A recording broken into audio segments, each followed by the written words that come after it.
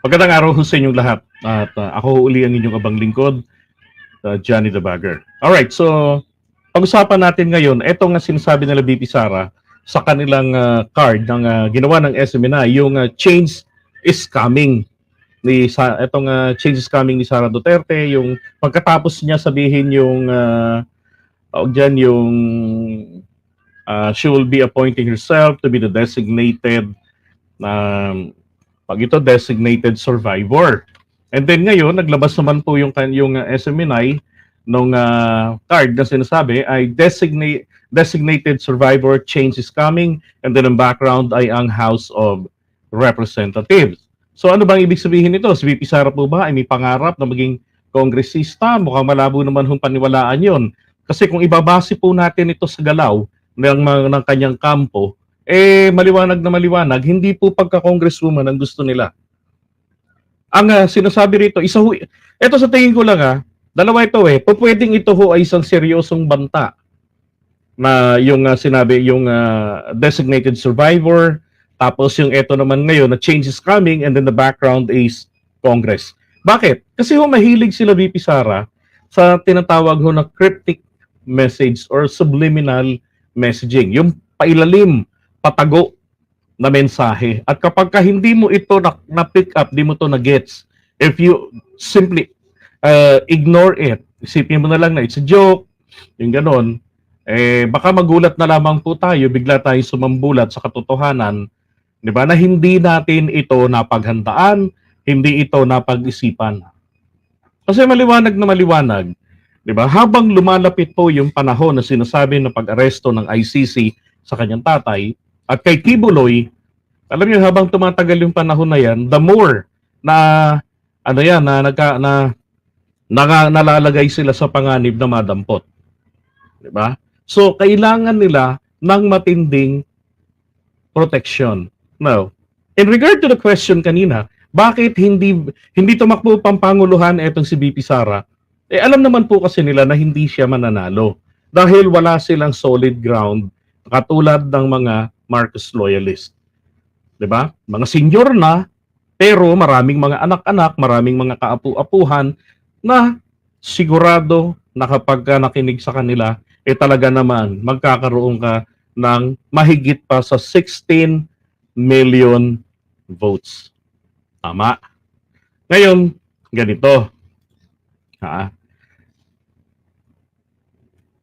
Kung titignan ninyo, si VP Sara, sa kabila ng lahat ng mga panggugulo nila sa gobyerno, siya ho talaga ang makikinabang pag nawala si PBBM. Kaya nga ang aking challenge noon pa man, kung totoo ang kanyang sinasabi na siya ho talaga ay nakasuporta kay PBBM, why not do the ultimate sacrifice? Tama ho? Mag-ultimate sacrifice siya. Resign from the vice presidency. And then, support the government. Kung gusto niyong magtrabaho bilang cabinet secretary, then it's up to the president. At doon po, makikita natin na mas mapapaganda pa dahil magsusumikap talaga siya sa trabaho, di ba, to please the Commission on Appointment. And aside from that, anytime pwede na siyang sipain sa trabaho, so kailangan niya talagang magsumikap. She has to step up. Hindi katulad ngayon, hindi tinatabla ng CA, 'di ba? Kasi vice president. Yung DepEd niya, pag-assume niya diyan in her concurrent capacity. 'Di ba? So hindi mas ma-ascertain ng CA may kakayanan ba talaga. Now, ito po yung nakakapanghinayang Kasi kung titignan ho ninyo natin, pinagsimulan talaga rin ito, ito ho nga pagtatangka ng kampo niya ni na Gloria Arroyo na tanggalin sa pwesto si Martin Romualdez. Yan. Pero nako, mamaya makikita ninyo yung napakalaking bagay na dapat na tanawin ni VP Sara kay Martin Romualdez.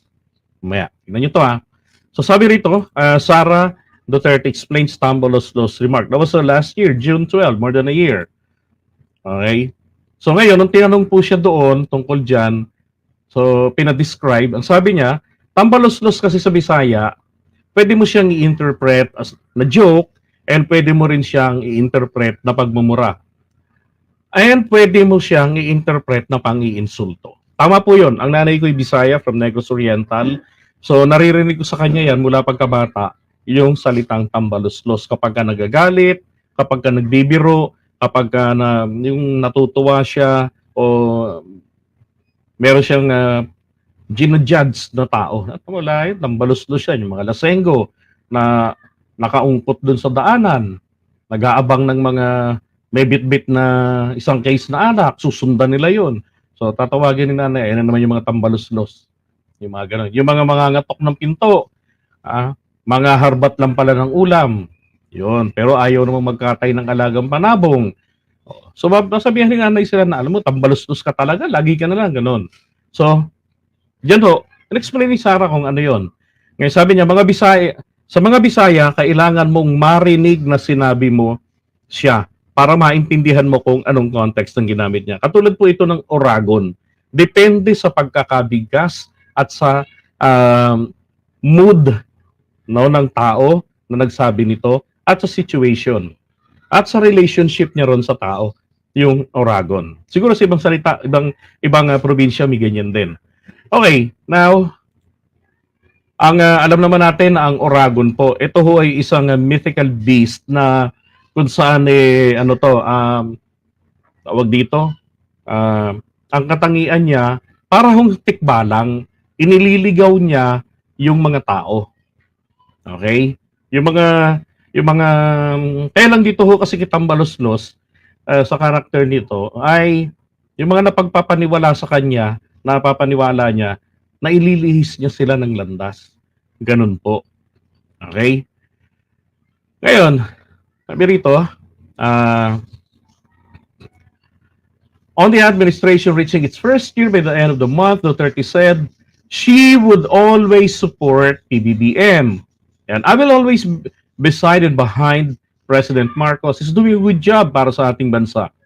That was last year. Okay, and then she said she and Marcos had already discussed her leaving Lakas CMD, the party under which she ran in election. So bakit po ba naman siya nagbabalak na umalis doon? Doon po siya galing, 'di ba, ng nakaraang halalan. Wala naman siya kasing political party na pang-national. Yung hugpong ng pagbabago, the HNP, is just a local party. Na siya palagi naman yung chairman or chairperson doon. So inampun siya ng partido Lakas CMD, partido ni Gloria, partido ni Martin Romualdez, ni Tabaco, yan, mga taga-Lakas yan eh. Now, ito yung sinabi rin niya nung late May last year. So nag-post siya ng picture at nakalagay doon yung cryptic caption, sa imong ambisyon do not be tambaluslos. Bakit? Ito ho kasi yung pagkatapos na ito binabalikan lang natin yung nakaraan para naiintindihan natin tong grabing pang-iinsulto nila kay Speaker Martin Romualdez. Now, sabi rito, Duterte in her selfie was seen wearing an Office of the Vice President polo shirt. Bakit nagsuot siya ng damit ng OVP? So, ipinakikita niya roon that this is my fucking official statement. And I am referring to my fellow government official. Wala naman pong iba talagang pinatutungkulan sila na tambaluslos kung hindi po si Speaker Martin Romualdez. At kung hindi naman, bakit hindi man lamang niya sinasaway ang mga influencers at vloggers nila na tumatawag niyan kay Martin Romualdez na tambaluslos? Diba? Now, sabi rito, she post was made a few days after she, Duterte, announced her irrevocable resignation as a member of Lakas. Yun, so nag-announce siya na aalis na ako rito sa Lakas. Grabe, di ba? So yan ho yung unang-una na pagpaitim ni Sara Duterte dun po sa Uniteam. Being part of the Uniteam, siya ho ang kauna-unahan na dumungis dyan. Kaya sinasabi ko nun, wala na hong Uniteam. Tapos na yan nun pang eleksyon. Bakit? Pagkatapos ng halalan, hanggang doon lang naman kasi ang coalition. But the spirit of the unity, dapat nagpapatuloy sa kanila mga government officials na tumakbo sa ilalim ng unity or ng unity coalition. Kaya lang, doon pa lamang po, iniwanan niya na ito. Bakit? Alam niyo, pag iniwanan mo itong si Martin Romualdez, para ka na rin nagtampo sa presidente. Diba? Ito pa. Yung pag-quit niya 2 days after, ito ho kasing si Aurelio Gonzales, nag-motion ito, di ba, sa Kongreso, na kung saan ay na-demote etong si Gloria Arroyo, ang chairperson emeritus ng Lakas CMD. Alam niyo naman ang relasyon ni Sara at dito po kay Gloria, di ba? So, umalis siya ron. And then there was a chance na magkakasama sila nun. Ito, sweet pa sila ni F. Elisa nito eh. That was June 5 last year. So, nagsasalita siya and sabi niya, kung po pwede, ay hindi ko nababanggitin ang middle name ni Presidente. So, Ferdinand Marcos na lang. Marcos Jr. Ayaw niya nang banggitin daw ang Romualdez. So, talaga hong inuurat niya ay si SMR. While at the same time, dinudurog ng mga influencers na si Martin Romualdez. At saka, syempre, sinimulan din ng niya mismo. Yung pagtawag kay Martin Romualdez na ayaw pa niyang direktang aminin na tambalos-los na siya ang pinatutungkulan niya. Ito ho yung event, no? Yung chronological order. October 2021, Marcos and Duterte met in Cebu. No, birthday ito ni Yeda Romualdez ng Tingog. Ngayon ay representative ng Tingog. Yan. At nandun din si Aimee. At yan nga po nabuo, na finalized yung tawag dito, yung kasunduan. Kaya lang ho, kung ano yung tatakbuhan niya na magba-vice president. Pero it was not yet announced. Hanggang sa nitong November, noong nag-file na siya ng COC. Pero tayo ho, pagkatapos pa lamang ho ng birthday, nung party na yan, noong October 2021 na yan, alam ko na, sinasabi ko na sa inyo, it's gonna be BBM Sara. Hindi po pwedeng mangyaring Sara BBM and then ang binigay ko ng probability dyan is 95% it's gonna be BBM Sara. Okay, so kahit maraming nagalit ng mga DDS sa akin, I don't give a shit. At nangyari naman, di ba? So, nang inanunsyo na itong November 2021, nag-submit ng COC, ayun na ho, nagwala na ho si Digong nung malaman na si Sara tumakbong pang Vice President. Ito yung last minute na substitution, yan yun. Okay? Ngayon, eto ho, tignan nyo Ito ho, nakalagay rito, Sara Duterte. Yan.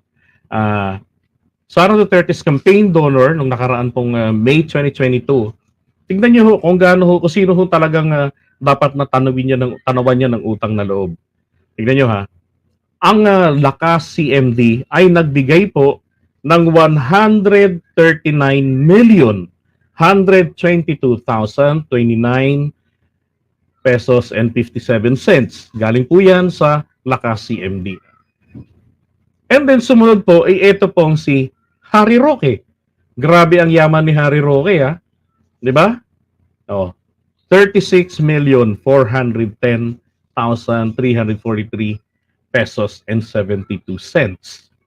Tapos yung SDevco Realty, ito Davao Realty yan. Then Sherwin Gatchalian, and then sila Jinggoy ng puwersa, o sina Erap ng PMP ng Puwersa ng Masang Pilipino, itong milyon, and then Duterte Youth ay 300,000. So, yung ginamit ni Sara, yung dineclare niya, naka 216 million pesos siya na campaign money, wala ho siyang ginastos, wala siyang shinell out. Talagang nakinabang lang po siya talaga. Okay? Parang parang bigatin parang kaya ho yata siguro lumaki masyado ang ulo kasi 'Di ba? Na ano na ako tumakbo, marami namang nag-donate sa akin, maraming gumastos, maraming nagtiwala sa akin. Oh, kaya ganoon. Pero dito ho ako sa lahat nagulat. Dito ho kay Harry Roque. 'Di ba? Hindi, isipin niyo talunan pa 'yan ha. Oh, at the same time kumakandidato rin, 'di ba? So papaano naisipan ni Harry Roque gagastos ka ng kasi sa isang kandidato ha, parang pag senador ang tinakbuhan mo, at least gagastos ka ng nasa 100,000. Okay? Eto isipin niyo naman po, pinamigay po 36,410,343 pesos and 72 cents. Kwentadong-kwentado. Grabe, 'di ba? Ang paggastos ng pera. Well, pera naman niya 'yan. Kaya lang tayo nagugulat lang, sobra ho pala ang yaman nitong tawag dyan itong si Harry Roque. Pero kita niyo naman ang suporta nito ng lakas. 'Di ba? At sino ho ba ang pinuno ng lakas? Wala akong iba kung hindi si Martin Romualdez. Tapos ganun-ganun yun lang nila. So, bukod pa ho dito mga kababayan, bukod pa ho sa napakalaking pera at tawag dito yung machinery na ibinuhos sa kanyang kandidatura, dapat pa ho nating maintindihan dito ay boto pa ho ng mga Marcos loyalist. Mga supporters po talaga ng ating mula pa ho rito kina Apo Lakay, kina Imelda, sa lahat sa mga anak kila PBBM, yan ho ay talaga namang ibinuhos natin sa kanya ang suporta. Katunayan, mas malaki ang boto niya nakuha kaysa kay PBBM. Naka 31.6 million si PBBM, 'di ba? Tapos ito naman po ay naka 32 point something. Lamang lang po siya ng wala pang 1,000,000 kay PBBM. Ito po yung lumiit na bilang na diferensya po ng tatay niya at saka nito po ni BBM nung kumandidato to noong 2016 bilang Vice President. Kapartner ay si Miriam Santiago. Lamang si Duterte ng mahigit 1,000,000 noon. Pero kalaunan, during the Duterte time, unti-unti hong nabawasan ng malaking bilang ang mga anti-Marcos. At yung diferensya noon, yun po ang anti-Marcos votes na napunta o naiwan dito kay Sara. Yung iba, lumipat sa ibang mga kandidato. Kahit talunan. Yung iba, posibleng nagbago ang isip and they gave chance to PBBM. Right?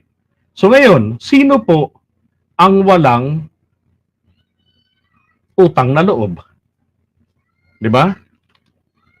Hindi nga gumastos eh. Presensya na lang. Presensya na lang ang ambag. 'Di ba? Grabe. O, naalala niyo yung burger? Nangiya. Diyan lang pala mahusay sa gimmick.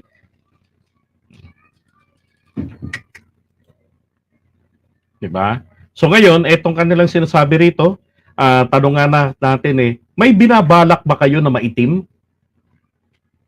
Kasi doon sa background na tinignan natin, kita niyo yung sunod-sunod na hindi magandang mga pangyayari. 'Di ba? Na, PBBM, we're friends. You will always be my friend. You will always be my baby. 'Di ba? Pero, parang ano lang ho ito yata parang katulad lang ng halik ni Judas. 'Di ba? Na hinalikan mo pa, sumama ka pa palagi. 'Di ba? Iyon pala halik ng pagkakanulo. Parang yung ginawa ng tatay niya sa bandera ng Pilipinas noong 2016. Hinalikan during the meeting the Avance. Iyon pala, pinampunas lang yata ng uso yun. Kasi bandila pala ng China ang gustong halikan at iibandera doon. 'Di ba? So change is coming, and again, ang kanilang ang nakakatawa nga ho kasi rito sa background niyan yan ay ang House of Representatives. So meron bang mangyayaring kakaiba na para sabihin niyo that change is coming? Anong klaseng change ito? Change of the person that we will be delivering the State of the Nation address? Diba? Palagay ko to, isang malaking kalokohan, malaking gulo ito. Yeah, 6 days to go. 'Di ba? So yan ho, mas kaabang-abang. 'Di ba? Pero sa akin lang, masabi ko lang, hindi natin 'to papayagan. 'Di ba? Never again. sa ganitong klaseng katarantaduhan sa politika ng Pilipinas. Okay? So, iwan muna natin to.